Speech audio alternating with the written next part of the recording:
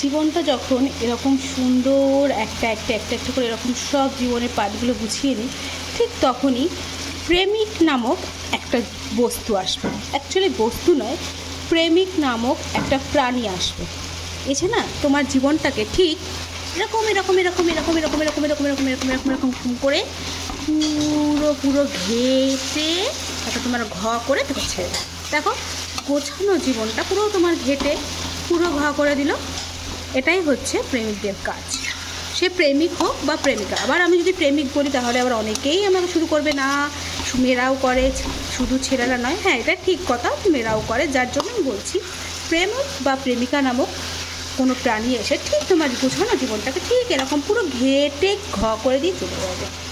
সেই সিচুয়েশনটা যদি তুমি কাটিয়ে উঠতে পারো, দেন কিন্তু একটা আলটিমেটলি কিন্তু সেটাকে যদি তুমি সুন্দরভাবে গুছিয়ে এলোমেলো জীবনটাকে গুছিয়ে নিতে পারো, দেন কিন্তু তুমি একটা সুন্দর জায়গায় যেতে পারবে। যেরকম ঠিক এই লোটে মাছটা আমি এখন করছি, পুরো দেখো পুরো ঘেটে করে দিলাম। এরপর এটাকে আমাকে ধৈর্য নিয়ে বসে বসে কিন্তু ভাজতে হবে।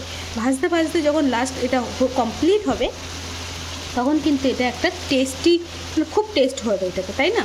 তো ঠিক এরকমই আমাদের জীবনটাও এরকম এলোমেলো করার মানুষের কোনো অভাব থাকবে না আমাদের জীবনে। এটা আসবে, এটা স্বাভাবিক।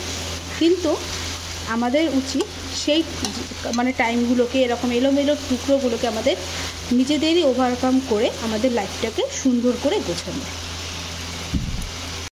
জীবনটাকে গুছিয়ে নেওয়ার পর ঠিক যখন এরকম পর্যায়ে আসবে, তখন কিন্তু জীবনটা খুব সুন্দর হবে। শুধুমাত্র ধৈর্যের দরকার, আর কিন্তু কিচ্ছু নয়।